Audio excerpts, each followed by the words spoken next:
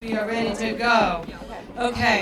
A couple of things, and so this will be a little bit active, and hopefully that you'll get engaged in. So, just my background: I've been in education for 44 years, so now you know I hit the big 6'6" this year, which is like shocking to me. But in any event, I started my teaching in a second grade classroom. Excuse me, in Connecticut. It was a bilingual school. It was a really interesting school. Second grade, 42 kids. I walked into that classroom. I wanted to find them and send them a sympathy card for having me as a teacher that year. And the reason I wanted to do that is because there were 4 textbooks, 4 different literacy series in there, and I got to choose the one that I used. No, nothing else. So how did I choose it? I'm really visual. And I was like, whoa, I like the pictures in this book, so my kids may like it, so let's use this book, right?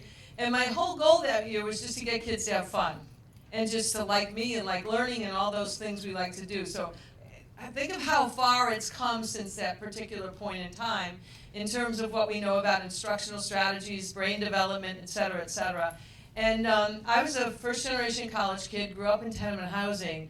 So I was going to title this From Tenement Housing to the White House, having served with President Obama, but I didn't do that.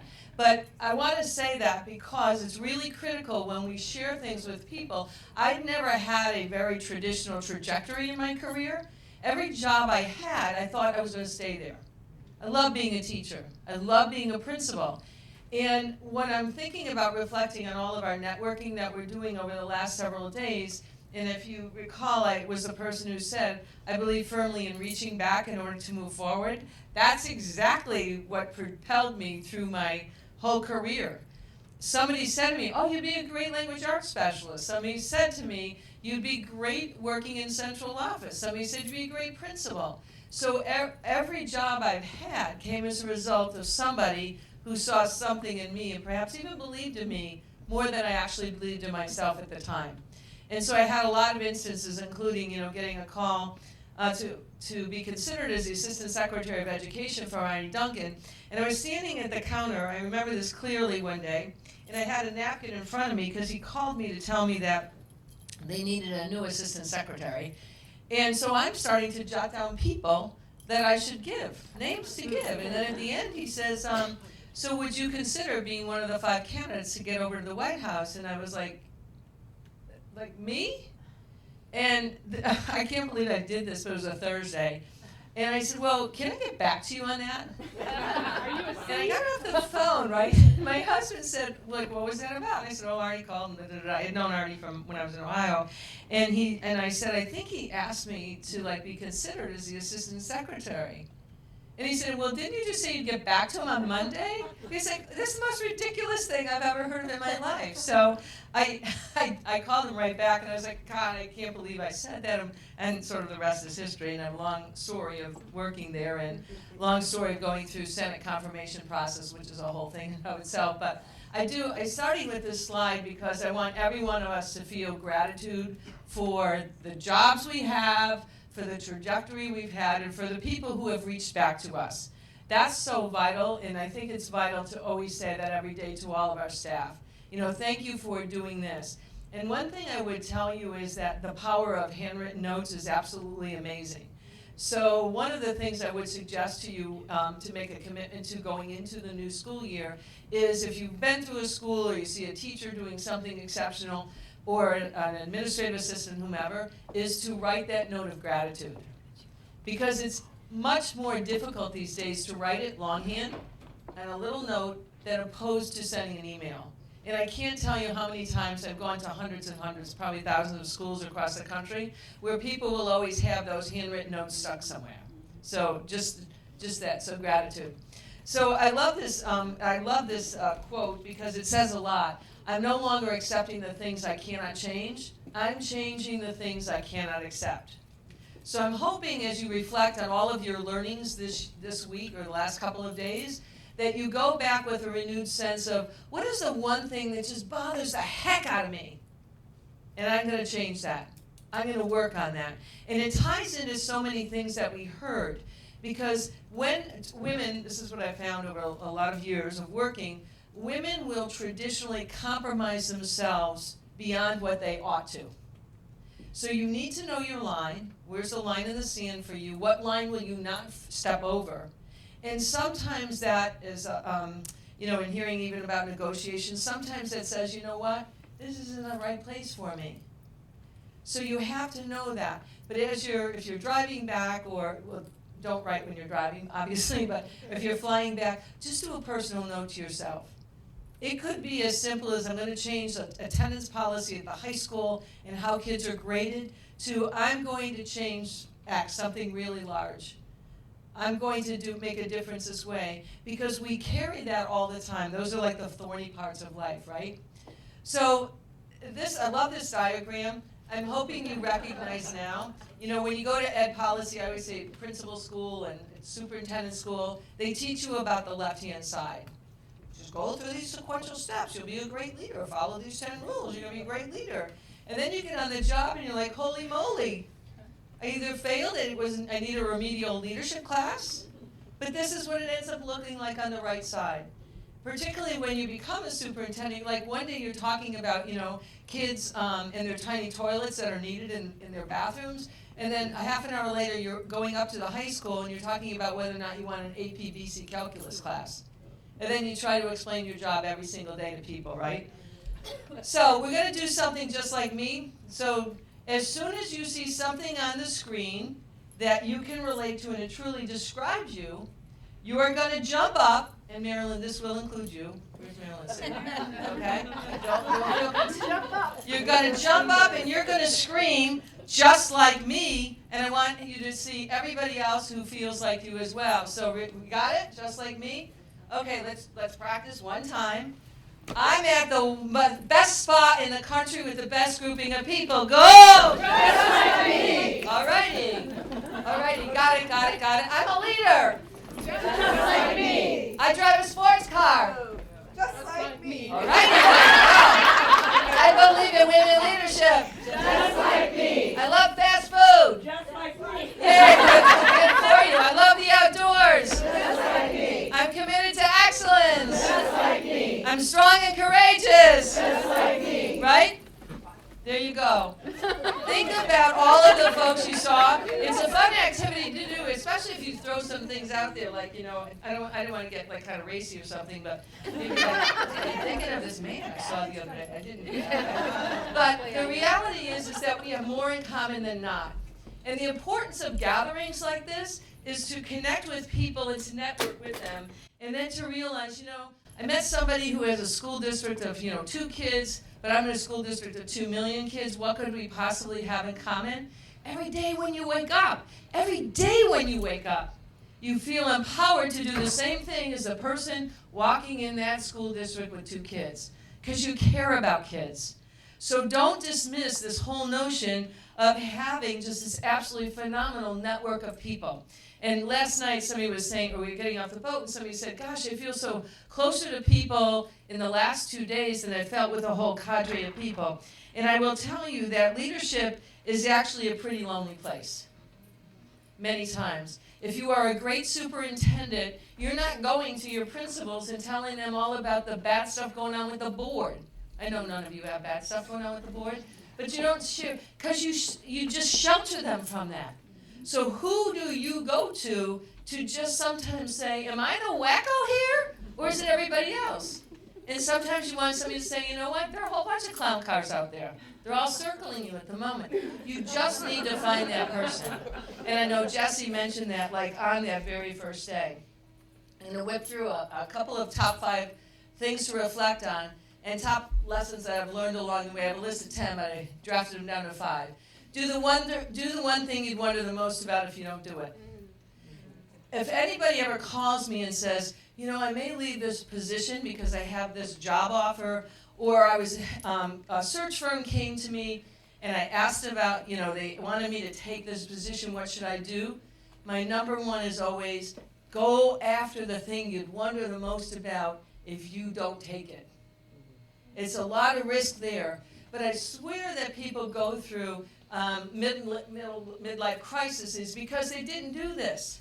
And then they're wondering, why did I become a business person when I really wanted to become a teacher? If they had thought about that differently. So number 1, that's number 5. Because we've always done it this way, ain't an improvement strategy. It's not an improvement strategy no matter what you do, right? Not an improvement strategy. Number 3, focus, focus, focus, and tune out that noise. I found with women, this one on tuning out the noise is the hardest. And a couple of little things I've learned along the way from other friends, great mentors of mine. 2 comments you can make to people, but you have to exercise them with a little bit of frugality. Don't do it every single day. If you get these absolutely ridiculous emails, anybody ever get a ridiculous email? Blah, blah, blah, like dumping. Like me. Here's my comment back. I wait a few hours. Here's my email back. Your comments are acknowledged. And then they don't know what to do with it. Like, what do you mean? Acknowledging your comments. There you go. And because they want you to do something about it, right? And you can do that while the cartoon bubble over your head, the one that people cannot see, says, you know what? When you're the superintendent, make a different decision. Because you're not going to say that out loud. Hopefully you won't say it out loud, right? Do that. And then the next thing is always say, don't come to me with problems, come to me with solutions. I mean, you have to say it in a little kind of nicer way, but that kind of thing, right? But make sure you can figure out, is that noise? Because too easily it's that squeaky wheel, right? We're going to run after the 2 people who are making the most noise, and you got to step back and say, it's noise. Noise. They're just going to create noise. So we also need as leaders a sense of urgencies. But the biggest thing we can do as a leader is to get that strong sense of possibility. You can go into the most dire of situations. I was heading up an organization, and when I got there, I knew it was in the red. They were losing $11,000 every single day. Every day I closed that door, we were losing $11,000, right? But I had to create this sense of possibility. We can do this. We can get there. Same thing in a district. We can get those scores up. We can make kids feel good about themselves. So you've got to create that all the time, but you also need to feed your own soul in that as well, right? No excuses. You know what? Let's get on the table. Life isn't fair. No excuses, right? No excuses. If I had figured out that I shouldn't have gone to college because I couldn't figure out how to pay for it, if I had figured that out and said, you know what? My dad never graduated from high school. There aren't expectations, whatever. I wouldn't have gone on the trajectory I did. But use challenges to your advantage, because I always say that changing expectations about kids, it doesn't cost any money. So when you change different words, and a friend who was a student teacher in a high school, at the time we were living in a university town, so being in a university town, you would expect that all those kids in that high school and that climate and that culture was all about when you go to college, it was one down the street. That whole high school existed. If you go, that one word from if to when makes a huge difference in kids, right? So when you talk about kids and possibilities, and I was thinking about this years past, I don't know if you remember the big movement across the country for everybody in 8th grade was going to have Algebra 1. Do you remember that?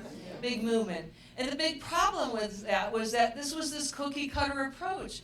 And I remember going into a school district, and they had figured out in a high poverty, minority majority school district that those kids were going to be able to do it. But they had to do creative problem solving, knowing that maybe the 3 of us needed a year and a half to learn Algebra 1. So they actually had teachers looping 8th to 9th grade. 8th to 9th grade to loop with us so that we can learn Algebra 1 and be prepared for the next math class. So that is really vital. And number 1, this is my big thing, making deep and sustainable change takes tenacity. It really doesn't take brilliance. Although, we're all brilliant, it takes tenacity. So being a courageous leader actually requires heart, and I will say this, and apologies to the 2 men in the room, women can exemplify this better than anybody else I know.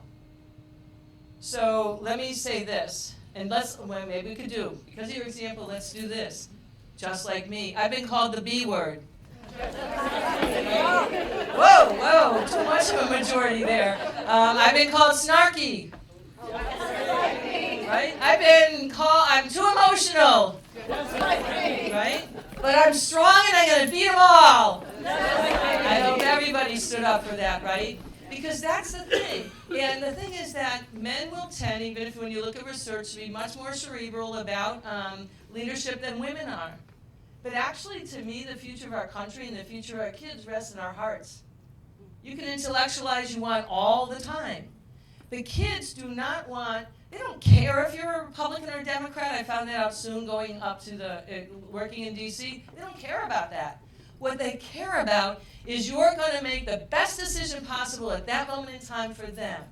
And for now, they don't need one more blue ribbon task force, and they don't need one more piece of white paper that tells us and studies what to do. They need you to feel a sense of urgency and to live it out in their hearts. So in reflecting for this week, can't really read it. The top two says test scores are going down and student engagement is going down. What if we don't change at all and something magical just happens? There ain't any magic. When I was a state chief in Ohio, I used to say that all the time until I became the person in DC, and that was, nobody from DC is coming to Ohio to rescue us with a red cape. And then I got to the department, and I was like, oh my God, now like I'm supposed to be having a red cape.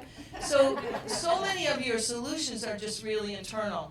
I've lived this all of my life. Every decision we make tells students what it is that we value. Every decision. And so this will irk some people. When you have, not how many people, wait, here you go. I have a budget crisis. Oh, that was said with like little sadness, right? Oh, just like me. No, but seriously, this is a challenge I'm going to pose to you. If, for example, your literacy scores are down, I'm just going to use this as an example, or kids at the high school are not doing well, you have a lot of transfers and their literacy skills are down, which is a core component of everything they do in life. If you have to cut a budget 10%, and you cut 10% out of that literacy program, it's not so important to you anymore.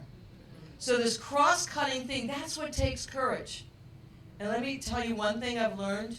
You cannot be comfortable and courageous simultaneously. You can't do it.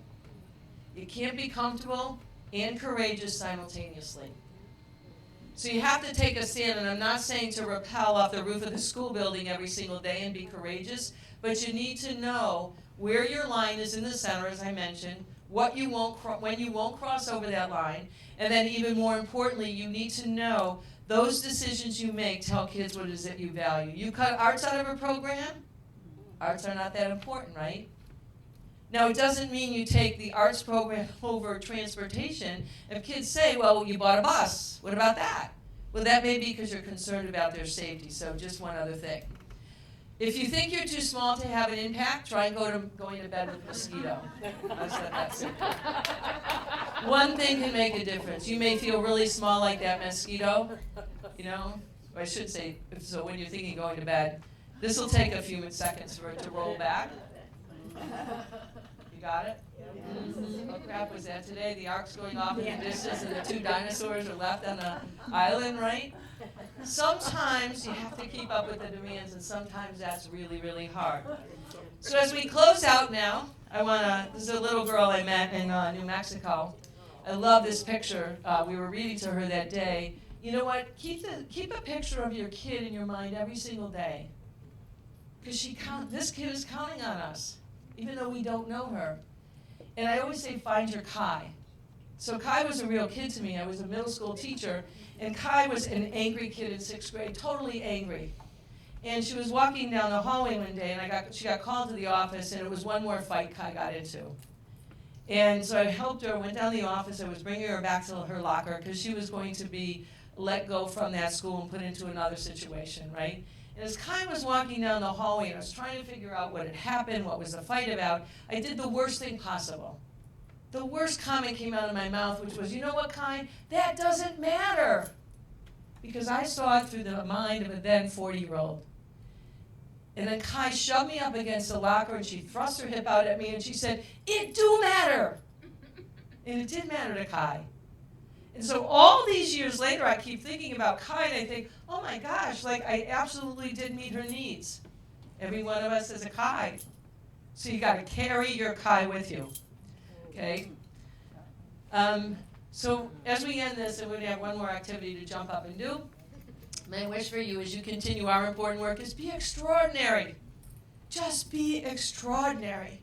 Because every kid deserves that. And if you can't be extraordinary, maybe it's time to find another line of work.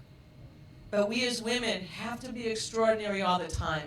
Sometimes it's unfair, sometimes we get judged differently, but when you rise above it and you become extraordinary, incredible things happen for kids. So now, I'm going to have you reflect on the last 2 days, 3 days, last couple of days, and I know I have a ready to rock and roll person I've asked up here, and where's somebody else? Eve, can you just stand back there and be the bottom right one, bring it on? And then, who's up? Bottom over there, renewed. Can you be renewed? Thank you. And lots of questions still. Can I ask one of you to just stand up here? Okay, you'll be lots of questions still. I want you to think right now, don't overthink this, right now. There's no right answer. I want you to think about which of those phrases you're feeling right now and run over to your new friend. Right, ready to rock and roll, top right corner. Renewed back left corner. Lots of questions still. All right. Bring it on. Bring it on. Okay, stand up for 1 second. There's no one right answer. This is a really good activity to do. You can have a whole bunch of charts around a room. Why are you feeling that at this moment in time?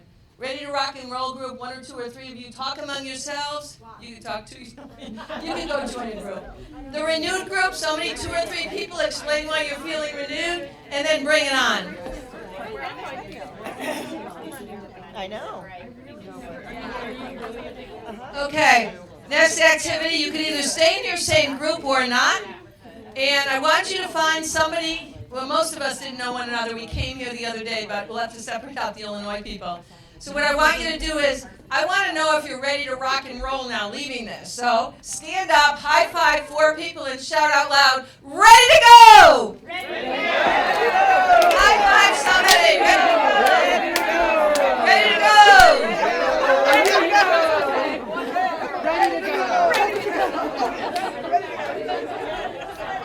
Alrighty. Alrighty. Thanks everybody, and let's get back to our seats and let's get it started.